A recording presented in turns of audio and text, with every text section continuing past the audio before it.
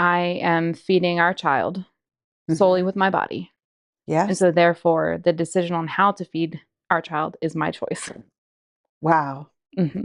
That had to be the most rewarding like relationship gift, right? Yes. I mean, even just saying it now, it gets me emotional I because bet it's it just so does. powerful. It is so powerful because it's like it's not you don't need him to say that to you. You know that. Hmm. But to have a partner that is like um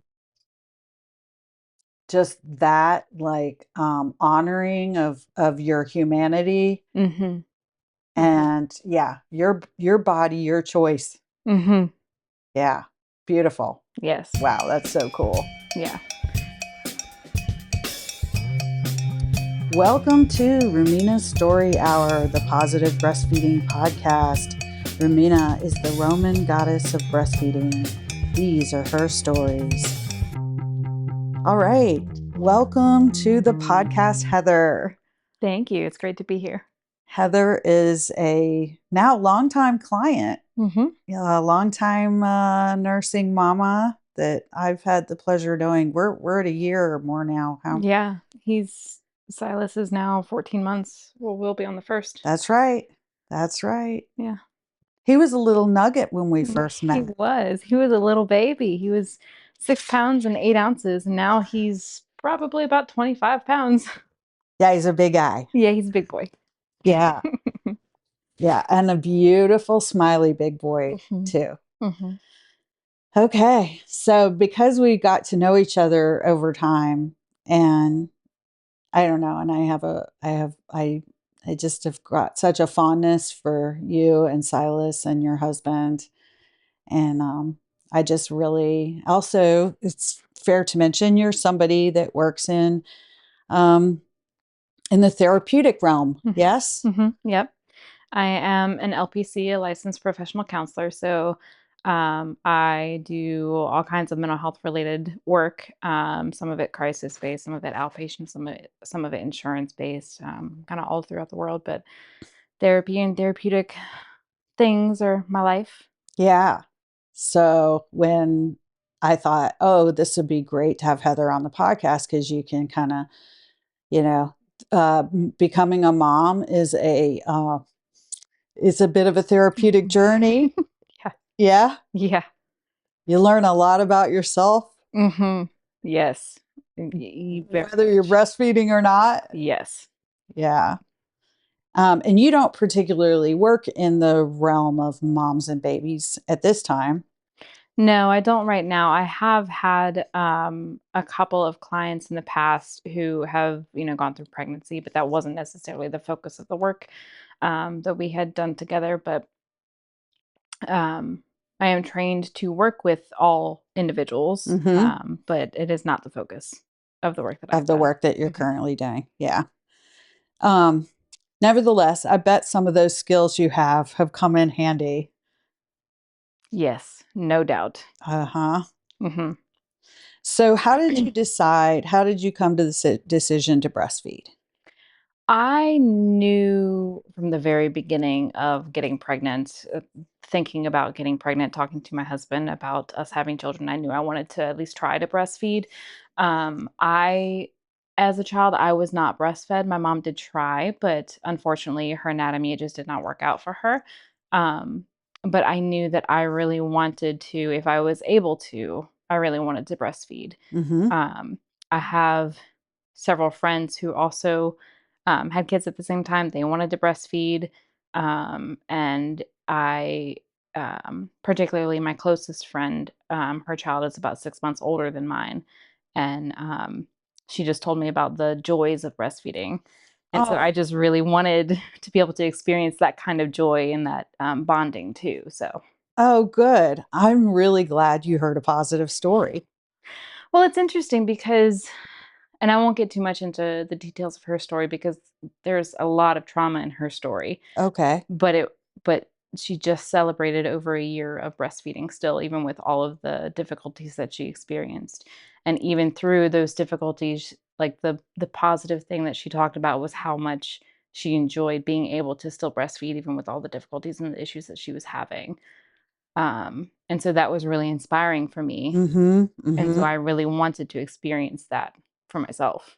That's great. I don't think many people I don't know. I don't know if the percentage, but I know a lot of people aren't entering breastfeeding now thinking or hearing about the joy it can bring. They're Mhm. thinking about, well, they know the medical benefits, but they're not Mhm. necessarily hearing that's the reason we're doing this is because we want to hear more about the joy. Mhm. So we met and he was just a tiny baby Mhm. and talk a little bit about how it went for you right after he was born, kind of some initial thoughts, feelings, challenges. Mhm. Yeah, so right after he was born, it was difficult. I was induced. When I had him, it was not a natural like progression birth.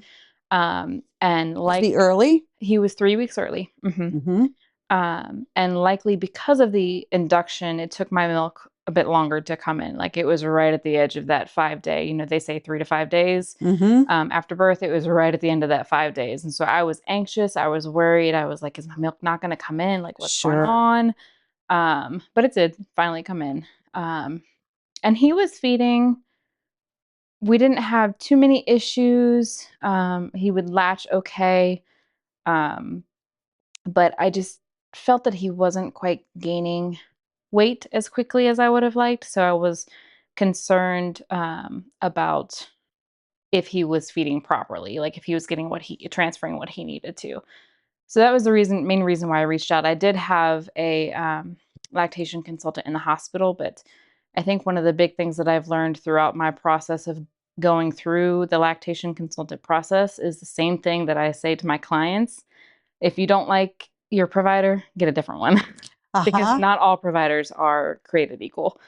Um, so I did not like the one that I had in the hospital. I did not feel like it was very helpful. I was asking for tips and tricks and I didn't get those tips and tricks. Mhm. Um, and so that's how we kind of found each other. Yeah, you did. Um, because I had the referral from my pediatrician actually. Mhm. They recommended you to me.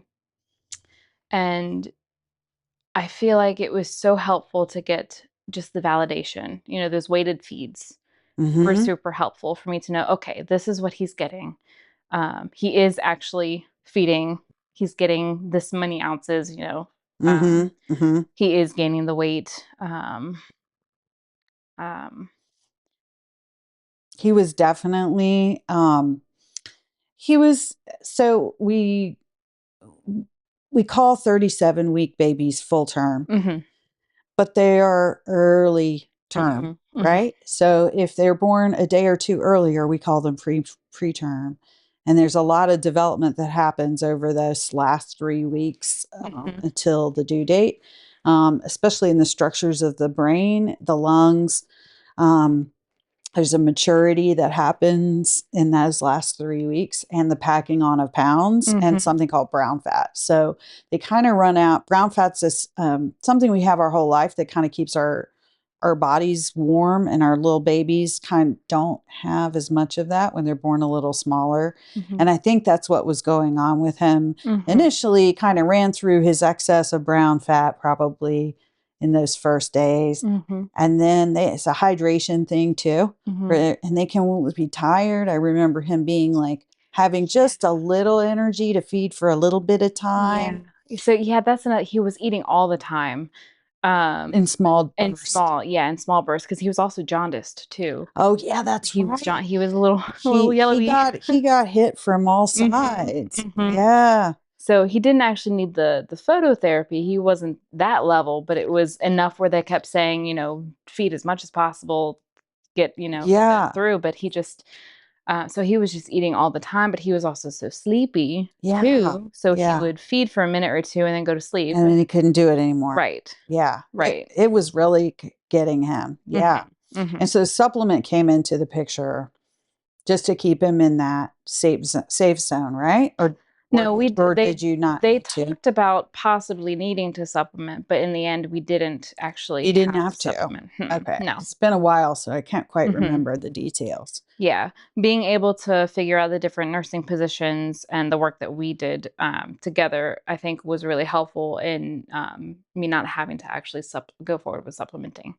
Yeah. And that milk finally grew in volume for you. Yes. Yeah. Yeah, kinda right along with him. He kinda Mhm. beat the odds actually in a lot of ways if I think about it. Like, he didn't need phototherapy. He Mhm. didn't need additional milk until your milk grew. Mhm. Like, he kinda kept track with it.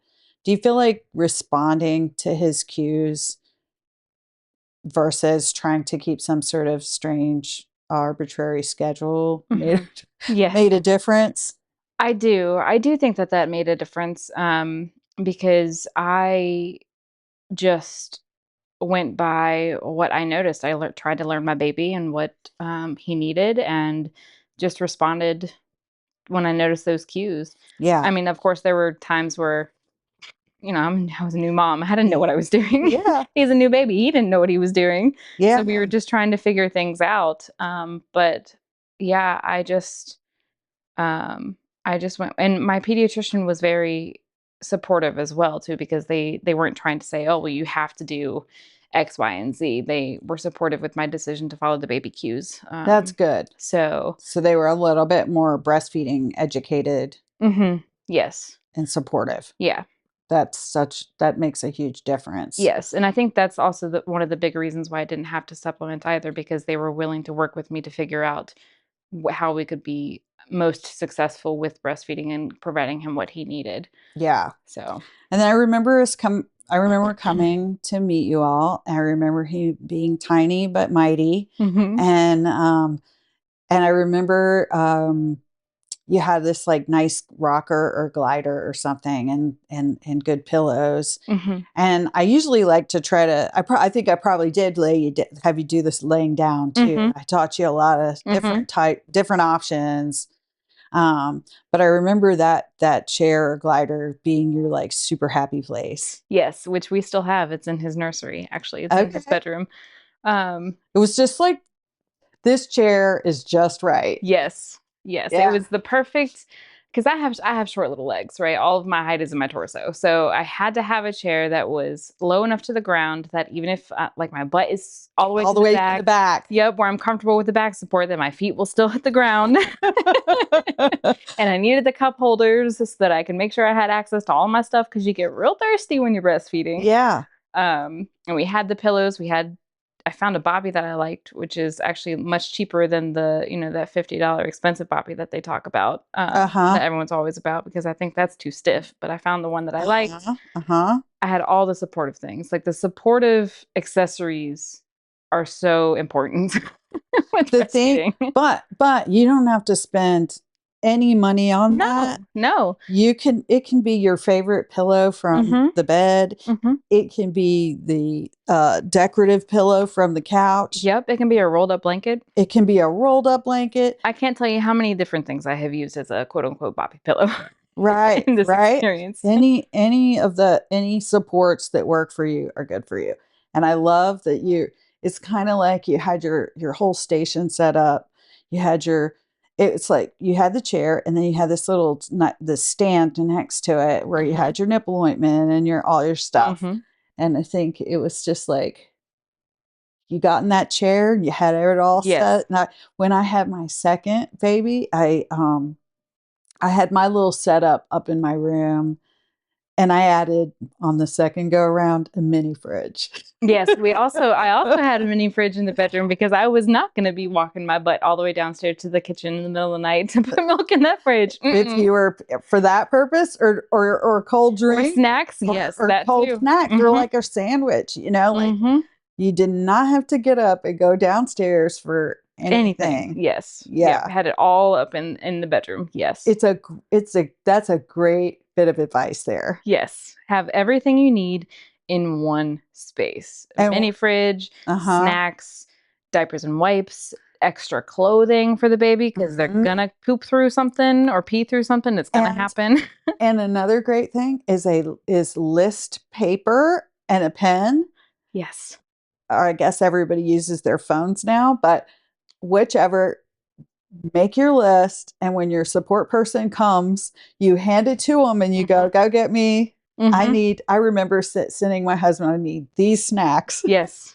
Yeah. Yes. Or we like whiteboards or like little whiteboard Oh, things little so whiteboard you can thing. just reuse it. Yeah. Mm-hmm. Yes. Okay. So Silas started gaining weight. He did. And he hasn't stopped. And he started gaining more weight and more weight. And he got those beautiful rolls Yes. and cheeks. Yeah. He's Yes. a beautiful baby. All babies are beautiful, but Yes. He's but particularly beautiful, but I'm sure, just he a could little be biased. a little baby model. He's so handsome. Yes. Yeah. So he started gaining weight. Um I still struggle even now actually at times. It might actually be a little bit different now because we're breastfeeding less. We are still breastfeeding at 14 months. Mhm. Um just twice a day, but the pediatrician even mentioned it, when he suckles, he almost has like a bite the way that he suckles. Mhm. Um and so it's a little painful. Even to this day. Even to this day, there are times where um it's especially initially when he is getting into the groove of it, Mhm. but it's just the way that he does it. Uh-huh. Um, it's just the motion that he goes through, I guess. I did build up, I think, more of a tolerance to it, and so it Mhm. wasn't hurting as much. And then also with pumping, because I did do some pumping. Mhm. Going back to work, I had to pump. Um, I think the pump helped to do some more desensitization too, because it's just a little rougher than the baby. But now that we have cut back a bit on the nursing, I think I'm getting more sensitive to it again. Mm. And he also has Interesting. teeth now. And he has teeth now. Yeah, Yeah, so I wonder if what happened, I don't remember, did you use a nipple shield in the beginning? I did not. Okay, Mm-mm. that's right. Okay. You know, babies, he had a good latch. Mhm. So that's the other thing. Some babies will have their funny little way of suckling. Mhm. Um, we can get them on as deep as possible. He had no oral restrictions, as I Nope. recall. Like he was nothing, but he just had his little way. Sometimes, if you have a fast flow, they'll back up on the nipple and be a Mhm. little bit more shallow to kind of regulate the flow. Mhm. Sometimes they do little things like that, right? Yeah. And habit. It's so mouth habits. And Mhm. some babies that are smaller lack when they're born with the smaller stature, smaller size, smaller weight, they don't have as much cheek fat. Mhm. And that's like a big piece of holding on to the breast. And I kind of am wondering now, after all this time, was that an adaptive strategy he used in the beginning to kind of grab hold of the nipple with his gums intermittently so that he Probably. wouldn't drop it because he had a little mouth structural like Mhm. growth to do. And then by the time he had the cheeks to hold it in place, he had He's just used developed to his it. little way. Very, very possible. Yeah, Yeah, I especially since I wonder. have very large breasts as well. So there's a lot of mass there. Okay. And so I'm curious if that was just the way that he felt that he needed to Get a suckle so that grip. he could have control over eating. Yeah. Yeah. Huh. And I guess too that like kind of goes to show like every baby's different Hmm. and every baby has their own little fun quirks about them. I'm glad it's not real. I'm sorry it's getting a little tender for you again, Mister with his teeth. Hmm. I hope he's not really biting you. No, we had a couple of times where he actually bit my nipple and I had to stop myself from eating him. Uh, Bless his heart. But he, for the most part, we have not had issues with biting with nursing. Now he's getting his 1 year molars in now, so he just came over and just randomly bit me in general, not while nursing, just give just me a like kiss and then bit me. exploratory bite. What do I Yeah, do with these new things in my right, mouth? right. But thankfully, we have not had much issues with biting while feeding because I can see how that would definitely cause some issues and possibly some shortened breastfeeding journeys because Yeah. the couple of times that it did happen, oof. But usually it's like once or twice and pretty Mhm. short-lived. Yeah, It's and that's the way it was. It was just a couple of times, and Mhm, I did the technique of, pressing his face into the breast so that he would let go, and that mhm. worked, and He was like, "That was unpleasant. I yep. don't think I want to do that Yep. again." Yeah. Uh-huh. So, something that when I think about, you and Silas, um, is also your husband and partner, and how much of a support and what a great guy he Mhm. is, and what a support he is to you. How much do you think that made a difference? I think it made all the difference. My husband, Trey, he is the most supportive person that I can think of. Like he just does anything and everything that he can to help me have a better experience. He helps me be the best mom that I can be. He's such a great father. He loves Silas so much and Silas loves him so much. You can just see it Yeah. whenever Trey walks into the room. Silas just lights up. I will say it was more difficult in the beginning, the very beginning, because Trey ended up having to go back to work 3 days Mhm, after we were home. mhm. And so because I was exclusively breastfeeding, I was not pumping at that time. Um, Were you all alone at home, all on yep, you? I was all alone at home throughout the day. And then at night, I was getting up with the baby because I felt too much guilt about waking up Trey with Trey needed knowing to be at, because he the had to be at spot work. at work. Mhm, Uh-huh. and he's also in the mental health field too, and so taking care of other people at the same time, you have to be present in session. You can't Yes. be, falling asleep. Right. So, I didn't want to wake him up in the middle of the night to help me with feedings or anything like that, so I was getting up every 2 hours or however, many times Silas was getting up.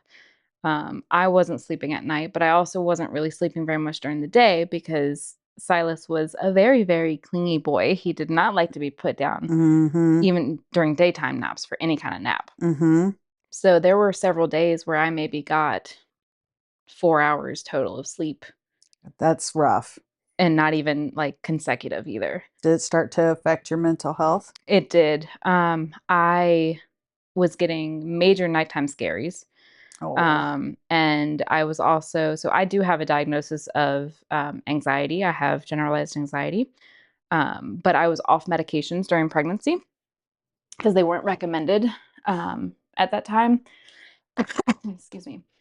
Um, and a week into being home from the hospital and feeling everything, the sleep deprivation, I immediately went to my doctor and was like, I need, I I need need some help medications. here. I need Yeah. help. I was starting to develop panic attacks. It was rough. Mhm. And then I also sat down with Trey and had a conversation. I was like, "We need to get some more help over here during the day because I need to get some sleep. I could feel it taking a toll on my body." Yes. You're really don't go it alone. Yeah, yeah. And Trey, bless this was not saying anything against my husband that he was not supporting me because he We had was. work. He had to work and he was trying his best when he was at home. He would try to give me a break, but you know how little babies are when they are first born. They don't understand that they're separate from the mom. Yeah. They a lot of times just want to be held by mom. Yeah. Mom's the The soothing. source. Yep, mom is the source. Mom is everything. Mhm. So, bless his heart, he would try to give me a break and he would hold Silas and try to take over. But Silas would just cry. He would just constantly Oh. cry because he wanted to be back with me and me holding him. And I, with my anxiety and everything, I couldn't Yeah. just listen to him cry. No. I couldn't do it. Even though I Right. knew he was safe, his butt was clean, he was fed, Right. everything was Right. fine. Dad's just holding him, but I just could not handle it. Yeah. So I would have to take him back. Yeah. So, but the medication helped. That's really It good. helped so much. And then did you bring some teammates in Yes. to Yes. tag team in and out? She goes by Gigi, but Uh-huh. Trey's mom Okay. would come over and it was good. exposure for him too to be with other caregivers and not Yeah. just mom. His extended family Yes. and friends. Mhm. Uh-huh. Yep. So we got some help. I was able to I didn't necessarily sleep as much during the day. We did figure things out at night. I was getting more sleep, and then you also helped big time with that, with helping us get him to actually stay asleep in his bassinet, which was Mhm. phenomenal. Mhm. Um, but grandparents would come over, and I'd be able to do dishes. I'd be Yeah. able to take a shower. Right. I could eat lunch, just And you little weren't basic alone. things, right? And I wasn't alone, just sitting And with baby all day. mhm. Um, The walls can really close in on you yes. when you're at home alone in postpartum. I Hmm. had some of that in my first, and I got a little better at letting more people in on the second Hmm. go around. I think culturally, it's an interesting thing in the United States. That and I don't know other maybe this way in other parts of the world, but there's certainly cultures that still maintain the idea of, the postpartum period being one that is, like, highly supports mothers, but really, really lacking Hmm. in our culture now, and Hmm. moms I talk to moms a lot, and they're concerned that or they think that they should be independent, and the day they go home. I remember my grandmother had the baby they kept her in the hospital for a month.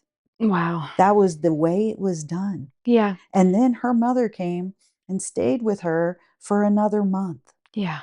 and, it's not I hate the word confinement because we don't wanna that sounds really patriarchal and outdated. It's isolative Yeah, yeah, is what it it's not a is. good word at No, all no. for that, like, really what should be a, uh, a time when when a woman might receive the most care of Yes. her entire life, Yes. and I think we're failing people all the time Mhm. by not having more support and more paid support. Yes. Yes. Yeah. In other countries, um, it's still that way where you stay in the hospital for much longer.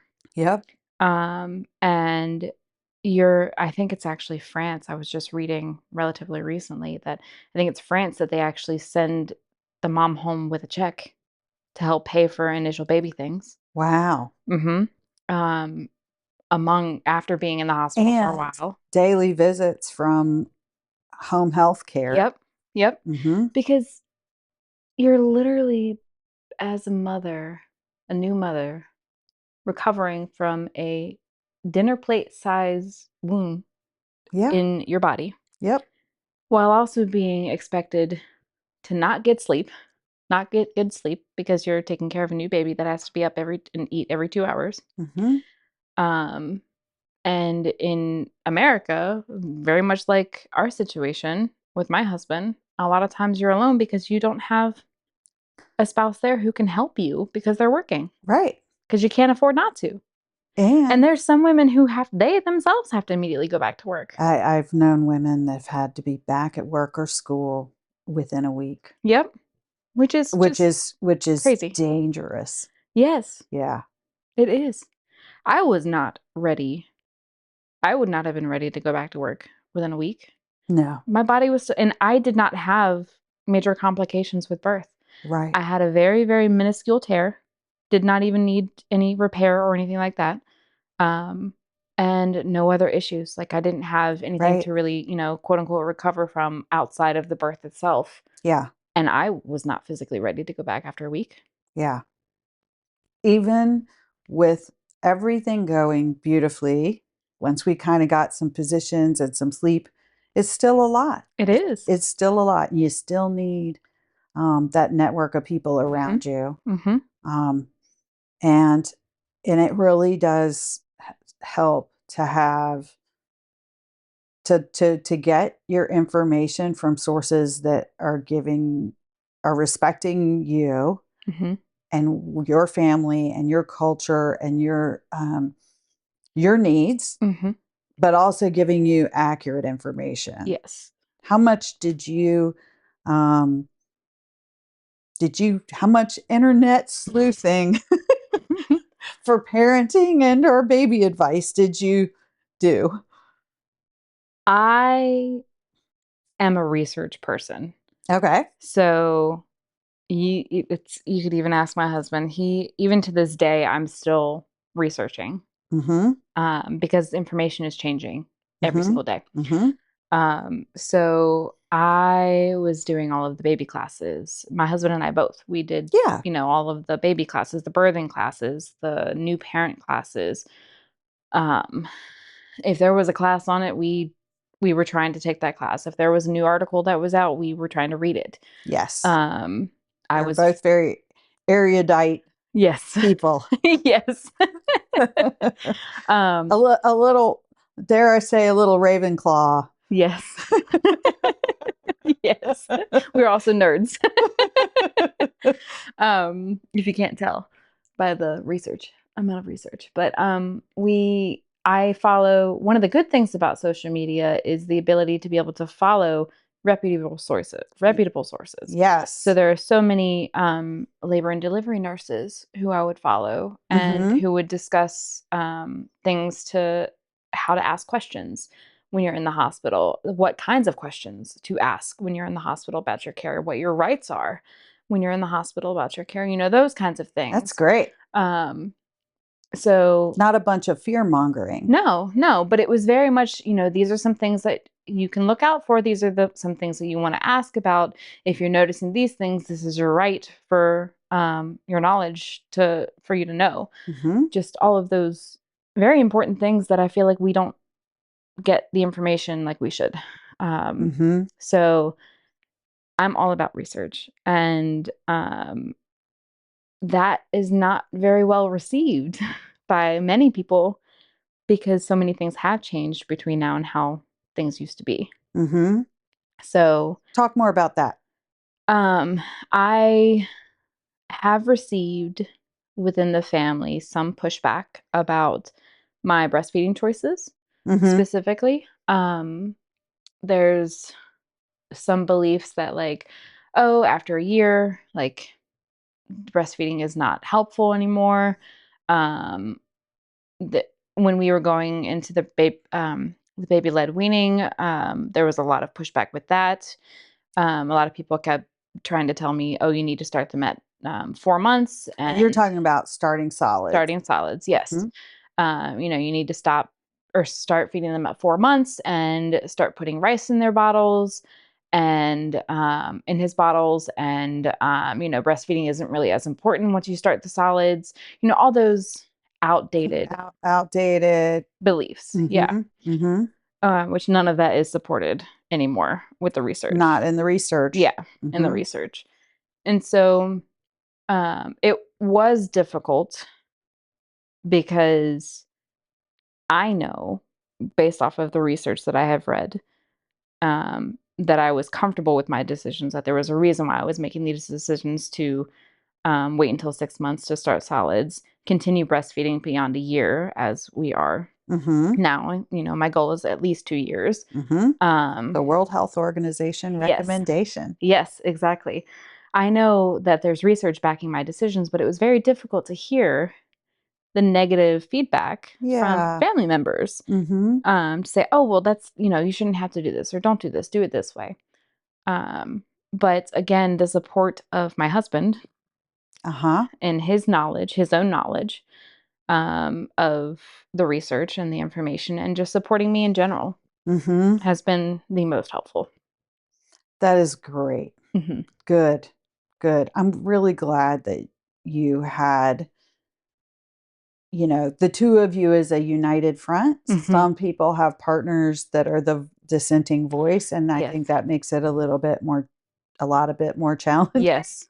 Hmm. Um, but I think it's really important when a couple come together and say, you know what, this is our family, and these are our parenting choices, Hmm. and we feel good about them, and we do know what we're doing. Yes. And I think it's a like real milestone when you reach that point in your parenting, because certainly in the early days feels like you don't know what you're doing. Hmm. And then when you're like, we believe in this, We these are got it. our values, this is what we're going to choose. And Yes. it's okay on my last episode, we talked about there's so many variations in parenting, and it and they produce a lot of good children Mhm. with varying parenting techniques. So, Mhm. um, yeah, well, I'm glad you navigated your way through that. Mhm. I think another important thing to mention about that piece too is the fact that Trey, with the breastfeeding aspect of it specifically, he has always been such a strong support for the fact that it's my body. Um, and so it's my choice on how to feed our child. Wow, such a huge point. Yes. That just, Because like, landed with a lot of weight in it, yes. right? Yes. Because especially prior to starting solids, but, solids or not solids, breastfeeding, breast milk or formula is the main source of nutrition up until a year. Solids are just And it complementary. Mhm, Um, I am feeding our child solely mhm. with my body. And Yes. so therefore, the decision on how to feed our child is my choice. Wow. Mhm. That had to be the most rewarding, relationship gift, Mhm. right? Yes. I mean, even just saying it now, it gets me emotional I because bet it's it just so does. powerful. It is so powerful because it's like, it's not you don't need him to say that to you. You know that. Mhm. But to have a partner that is like, um, just that, like, honoring of your humanity, Mhm. and yeah, your body, your choice. Mhm. Yeah, beautiful. Yes. Wow, that's so cool. Yeah. Yeah, what a guy. Mhm. He's great. I'm telling Yeah. you. He's a keeper. You'll have to get him to listen to Yes. Um, okay, so, um, we're kinda talking about a lot of cool themes here, about having a lot of support, having a supportive partner. If you don't have a supportive partner, you might have a best friend, you might Mhm. have, a great doula or a great, Mhm. lactation consultant, or, your midwife, or your, you know, lean into that support system that really Mhm. matters. And then you talked a little bit about your anxiety, Mhm. and how, that bringing in support and medication for you, Mhm. which was safe. You determined to be safe for your baby. Yeah. Mhm. Yep. Um, what other, thoughts and, do you have, like, kind of now that you're a little further out, reflecting on this last just over a year? Any, special, you kinda started out, you wanted some of that joy. Mhm. Okay, let's dive into that. Yes. I I've always known I wanted to be a mom. And honestly, as soon as Silas was born, um, it wasn't the minute that he was born. I don't remember much of the golden hour that they talk about. Sure, And the reason for that is because I experienced what they actually term the labor pause. I was dissociated like crazy sure. afterwards for that entire hour. Mhm. There's pictures of me just not even I'm holding on to him, he's on my chest, but I'm not present. Okay. Um, and I feel like I can remember with great clarity the minute that I kinda snapped out of that, the moment that I snapped out of that dissociation Mhm. and realized that I was holding my child, that I was Yes, holding my son. yes. And part of what snapped me out of it was he was rooting. He was Mhm. trying to kinda crawl up my belly, crawl into a better position on my chest so that Oh, he could latch. uh-huh. And, I was like, "Oh, I need to feed my child. I need to feed my baby boy." And from that minute, I was like, "This is what's right. This is what I am here for. I am here for my child. I am the mother to my child, and I'm going to feed my child." Yes. And from that minute, from that moment, I just knew that I wanted to do whatever I needed to do so that I could continue to be that for my child. Oh, that's really Um, great. When you're talking about that, just for anybody listening, I mean, when you give birth to a baby and whether you have an epidural or not, or mhm, whether you deliver by C-section or not, it is one of the biggest, if not the biggest, life stressors, mhm, right? Whether it's even though it's a positive experience, mhm, and psychologically, the coping with the moment can take you um, to a more protected place in your mind mhm, where you're kind of like, whoa, this is a lot of information. mhm, And so my brain just needs to process a little bit at a mhm. time. That's what you're describing. Am I Yes. right? Yes. Okay. Yep. And I felt it was important to mention this because the labor pause phenomena is not something that's very much spoken about. So it's not known. Mm-hmm. And some of the research that I have done has shown that a lot of women who have experienced it feel sometimes shame or guilt Yeah. afterwards because they're like, "Oh, I wasn't present for my child," like, whatever it was that's coming up, but it's not it's a body's natural defense is what it is. It's just literally taking a pause for your brain and your body to catch up with each other and to just come back together. It's kind It's of protective. it's kind of a surreal experience where you're like, whoa, like there's the baby. The baby doesn't look like what I thought the baby would look, right? It's like Mhm, it's just kind of otherworldly, mhm, other it's just this altered state of consciousness mhm, that you are in when life is that real and that mhm. present, and your brain is just trying to focus and pause. And some people are like, well, oh, the moment my baby was born, rainbows and or I It was not that immediately for me. felt love for my baby, immediately felt Yeah, this, mhm. that, or the other thing, or and that's not true for every single No. parent. It really isn't. And that was not true for me at all. My labor experience was actually pretty highly traumatic, and we don't have to go into super, detail Into about it. that, but it was a Um, lot for you. it was a lot. I hadn't slept in about 72 hours. Yeah. I hadn't eaten in probably about 48 hours. And I was going through some significant pain. Yeah. And I had a failed epidural that caused some trauma as well too. But all of that and I was pushing for about 3 hours, I think, 3 or 4 hours, I can't remember now. Um, it was funny because the midwives were telling me to look down," and they say that when baby's coming, Mhm. when baby's coming out, they were saying, "Look down, you're gonna see him, look down." I didn't believe them at first. I get that. I didn't believe them, I didn't look down at first because I was like, "This isn't Yeah. happening, I'm still gonna be pushing for another whatever hours." Yeah, right. Uh-huh. Um So yeah, it's I was in a completely different state of mind. And so when he did come out, when he was finally birthed and on my chest, I was no longer present. Yeah, I believe it. I get it. I really do. And that's normal. And it is normal. Mhm.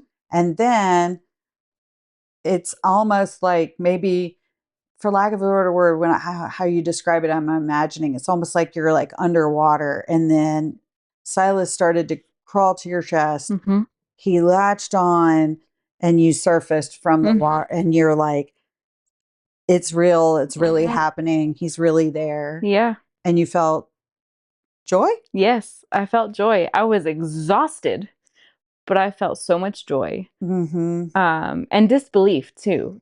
Yeah, a lot of Definite disbelief. disbelief, like, "Is this real?" Because Yeah. you go for, 9, 10 months with this baby in your belly, and you're feeling the baby, and baby is real, baby is there, but now you're staring at baby. Yeah. Now you see that this is a real person, a Yeah. real living being Yeah. that you created with your own body, Mhm. and you're now holding this child in your arms versus in your belly. There was also some grief there too, because I was grieving feeling him in my belly. Oh, thank you for bringing that up, because There's something really special about the feeling of your baby kicking, Mhm. and when that's over and you don't no longer have that, it's Yes. very possessive. Yes. My Yes. baby My inside baby. me, Mhm. all to myself. I feel this baby, And then that's gone. and then that baby's out of you. Now, Yes. it's all new feelings, baby in Yes. arms. Yes. It's brand new. But there was some grief there, and I was not expecting that grief. I wasn't expecting to feel that grief. Yeah. So that was a surprise to me. But all these feelings, all Yeah. these things Yeah. were coming up. Yeah. And it's a big wave of it and a lot of hormones Mhm. start surging, but you did experience that joy. So it's Yes. like a mix, you're gonna have anxiety, Mhm. you're gonna have some grief maybe, you're gonna have Mhm. some exhaustion, you're gonna have, but But all through it, that joy, the the level of joy the and level excitement. of joy and excitement that just still is going. Yes. It has not stopped. And then the love, for a lot of people, it comes over the course of the first week. It's not Mhm. necessarily that you instantly, of course, you love your child, but you Mhm. don't necessarily feel that. And Mhm. breastfeeding helps. Yes. Yeah. Or if breastfeeding's not working and, but the feeding experience, and you have to feed alternately, the Mhm. feeding experience can help because you get an oxytocin really, which is Mhm. love hormone. Mhm. Hmm. Yep. Yeah. Wow. I am so glad you brought that topic up. Mhm. That was really fantastic and not talked about at all. No. Um, and something a lot of people experience, and a lot of people don't experience joy in breastfeeding either. Mhm. Initially, Mhm. it's not some moms. I'll work with them, and the baby latches on, and the tears of joy come. Mhm. Right? And for some other moms, that happens more as the milk transitions to a larger volume and they get more, it's clearer visually to Mhm. them. Mhm. Um, that like, oh, I see the milk, therefore I believe the milk. Mhm. Mhm. Yeah. Yeah. Yeah. Did you Yeah. have some of that? I think so. Um, I would say that I experienced some of that definitely because I would also I mean, one of the other issues about social media is you see all these women feed in the freezer, and they have all these thousands of ounces, and so then it just makes you feel like, "Oh, Mhm. well, I'm not enough. I'm not feeding my child enough. I don't have enough in the freezer. My stash isn't big enough." All these fears that we all hear and tell Uh-huh. ourselves. Uh-huh. Please speak to that. Um, Please tell them that they don't need. the Yeah. most ounces that I ever had in my freezer at one time, I think, was 150 ounces. And that was the max that I had. Usually it was about 100 ounces, between 75 and Do you 100 know the ounces. most ounces I ever had in my freezer? And I'm guessing this is like a high end guess, was probably 20, Mhm, 20 or 25. And I nursed both my girls for 2.5 years. mhm. The Right. reason You why don't need no, the deep freezer full.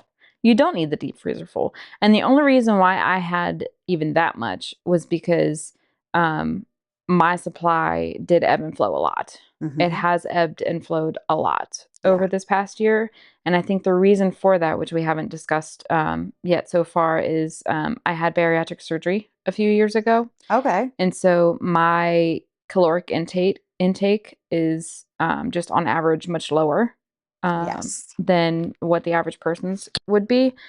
And so if I didn't really make an effort throughout the day to increase my caloric intake, my supply would drop. And so there would be times, especially when I was going back to work, and you never get, or at least I never got enough out of the pump as much as he would take in. Um, if I had a dip in supply for that day, then I would definitely have to go and reach into my freezer supply. Hmm. So that's the only reason why I even had as much as I did in the freezer was because my Thoughtful planning on your part. yeah, yeah, because there were some times where I definitely did not pump enough for daycare the next day, and if I didn't have that freezer stash, I would be freaking out. But that's because I knew my supply. Yeah. I knew my own body. I had figured out, and once I was able to figure out that it was my caloric intake that was dropping and I remember fluctuating. we did a consult Yep. on that. Mhm. Yep. Once I was able to figure that out, it wasn't really a problem Yeah. anymore. Um, but yeah, the pumping and going to work, I was also working 12-hour shifts at one time, which was also making it more difficult too. Yeah. Which is another reason why I made sure to have at least 100 ounces in the fridge. But yeah, for the most part, it's not. No. I still actually have some in the fridge, and I have not. He's no longer on bottles at daycare. He only nurses in the morning and at night, Yep. and I still have ounces in the fridge. Yeah. Probably gonna make some breast milk jewelry, and then maybe just do some breast milk baths or something like that. Something with it. Something with it, but it's just sitting in there. So, yeah, that's such another great point is nobody needs a freezer full. Um, Even if you are exclusive pumper, if Hmm. you're able to just kind of keep up with it. Now some people automatically make a freezer full, not meaning to. That's a Hmm. whole other podcast Hmm. episode. Um, but yeah, you've just had a lot of joy. This has been a really joyful year for you. Yes. It Yes. And Silas is now at the age where he recognizes the nursing pillows. And Oh, and so it's really cute in the evenings, especially when he knows it's getting ready for bedtime because we nurse about an hour or so before bedtime. So he'll go over to the nursing pillow and he'll point at the nursing pillow oh. and look at me and just kind of point with a little "Hmm?" question. Let's go to the chair that's just right. Yep.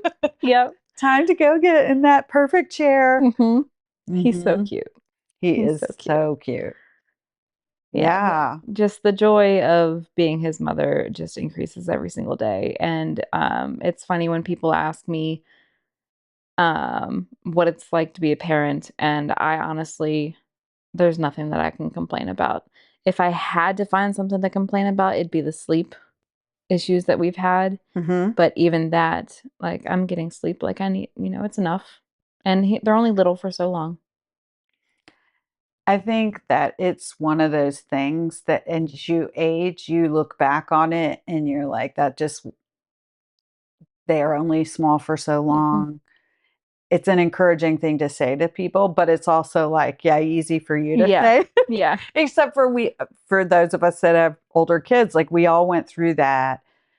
And yeah, I find you knit the sleep together is way more helpful than trying to get 2 hours here and 4 hours there. Hmm. If you're like, for this next 8 hour block, I'm gonna nurse and sleep and nurse and sleep and nurse and sleep. Sometimes people can catch up a little bit Hmm. easier. And also, what we did, what we're doing now is, speaking of the great husband that I have, he got me for my birthday a full Japanese floor bed with the Oh, tatini mats. I think that's how you say it. okay. I could be saying it wrong. But it's so that in the middle of the night, because he'll sleep a good few hours until about two, between 1 and 3, and Hmm. then he's up and he just won't go back down into his crib.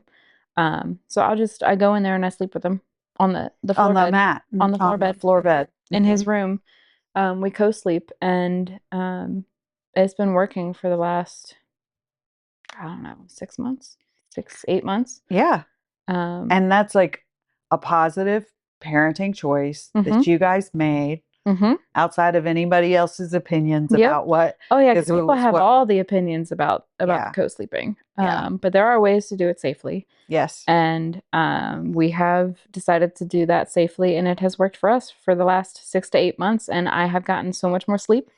I have not woken up next to my husband in that In a amount of time while, in a while, but, that's just it's what works it for us. 100% worked for our family too. Mhm. And I tried, like you, like I don't know if you tried other methods, but that whole sleep thing and the pressure that you get from different people to do certain methods and Mhm. sleep train. Nobody, you just know you can sleep train if you want to sleep. You can try that if you want to, Mhm. but yeah, also it's not recommended. Mhm. It was In the not first sleep year of training was life, not it our is choice. not Yeah. a recommendation by the American Academy of Pediatrics and Mhm. um, uh, other good research groups Mhm. that study these things. Mhm. Um, so there's no shame in your baby not sleeping through the night, Mhm. right? Mhm. If your baby needs to be up at night and has a need at night, that's okay. Yep. I mean, going back to what we were talking about earlier about reading his cues, still feel like that's part of it. Reading his cues. Sleep training to me is not responding to those cues and knowing the things that I know as a therapist and about attachment and development. My husband and I, we were not comfortable That was with. a hard stop no Yeah, for you. yeah, Yeah. yeah, Because you've done a lot of good research on that. yeah, yeah. There's So there's not there's no good evidence no, supporting sleep training and no, there's not. And so that's the reason now why we have that floor bed in his room, and we respond to every single cry. yep. Now that Silas is older, he does respond to dad much better than when he was really, really little. So now dad is actually able to help a lot more with getting him back to bed at night too. But Mhm. And it's your method actually there it's and I'm not the authority on this. There is a researcher, and I want to say it's at Notre Dame, Dr. James McKenna. He has a book called Safe Infant Sleep, and they study this in a lab. And um, one of the benefits is that you're modeling for Silas how to sleep at night, mhm, right, and how to settle yourself. It's a different method. mhm, mhm. It's an ancient and biologically sound Yep, um, method. Lots of options out there. yep. Everybody can make the choice that's right for their family. But yeah, I'm a big fan. Yeah, we are too. We love the Mhm. way it's working well for us. And I mean, eventually he'll sleep through the night. Eventually he'll sleep on his own. And when he decides that he's ready for that, Believe me, there does come a point when your kid no yep. longer wants to Yeah. sleep.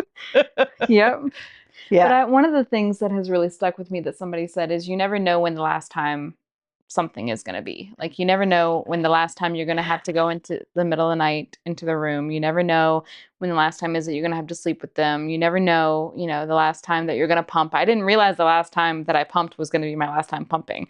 And I am not a fan of pumping, but I was still sad to a certain right? degree. You're like, oh, that was that. Yeah. So, yeah, you just never realize when the last is going to be the last. Um, Yeah. And not to be too sad. I mean, but honor your feelings. yeah. Yeah, Yeah. like there is grief when you wean. There's grief when certain miles, like you're like happy they walk, but then your crawler's not, Yeah. your baby's not Parenting crawling. Parenting, I have learned, is so bittersweet because it is such a joy and a privilege to watch your children grow up, but it is the saddest thing to watch your children grow up Because they're not because your they're not your little baby. baby They're anymore. not your baby Yeah. inside your womb kicking that only Yes. belongs to you, right? Exactly. Yeah, Yes. yeah. Yes. And So it's uh they come through you to move out of you and away yes. from you over the course of their lifetime, Mhm. right? And Everything that we're teaching them is for them to not need us, yeah, which is empowering it's and also great. so sad. But also, that's why you just really want them to come back for special holidays. Yeah. You just hope they'll grace you with their presence when Yes. in the later years, or or be good friends for life. Mhm, mhm. Um, yeah, Yeah, yeah. it's such a joy to be Silas's mom. I Oh. love it so much, and I feel like I know it sounds so cliche to say, but this is my purpose is to be his mom. And then for the other children that we have, because we do plan to have more children, Hmm. we're just trying to decide and come to an It's just agreement a on if that's win. gonna be 2 or 3. more children. I'm on the 3, Well, he's on how the 2. many? Yeah. And okay. And so it's just a joy. I feel like my purpose is to be his mom and the mother to the whatever other children we have. Yeah. And you can hold being being your purpose at the same time that you can hold being this super erudite, talented, um, working person that you are as well. Mhm. Yeah. Mhm. And it's I won't say that that's not a complete difficult road, and particularly in American culture, to have a mom work outside the home and inside the home, because Mhm. it is real. Mhm. Okay. That's real. The role strain and all of that. Mhm. But you seem to have found your way through that part too. Yeah, it was definitely I definitely had to make some changes. So the job that I was in beforehand was not sustainable. Yeah. And so I made changes there. I got a different job. Um, but I think the biggest thing that's really helped me through that, and even my husband, is he's trying to figure out how to be a dad and working at the same time too, especially since he had to go back so quickly. Mhm. We just don't limit our lives because we have a child. I think a lot of people, Mhm. after they have a kid, they think, oh, well, we can't travel. We can't do this. We can't do that. Yes, you can. Your Yeah. life doesn't have to stop just because you have a child. In fact, I encourage it not to, because that teaches the child how to behave and go about and be in the world. All the different scenarios. Right. It is such a great learning environment for the child to be taken out once it's safe, Mhm. once they have a little bit more of an immune system built, Sure, sure. those things aside. But it's such a great way for the child to learn how to be a human being, Yeah.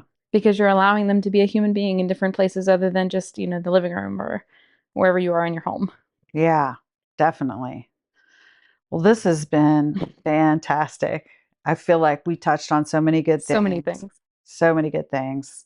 Most of all, joy. Yes. Yeah. All right, Heather. Thanks for being here. Yeah, I'm glad to be here. Thanks for having me. Rumina Story Hour, the Positive Breastfeeding Podcast, is a production of Lactation Arts, LLC, 2026, all rights reserved. Rumina's Story Hour is for entertainment and educational purposes only.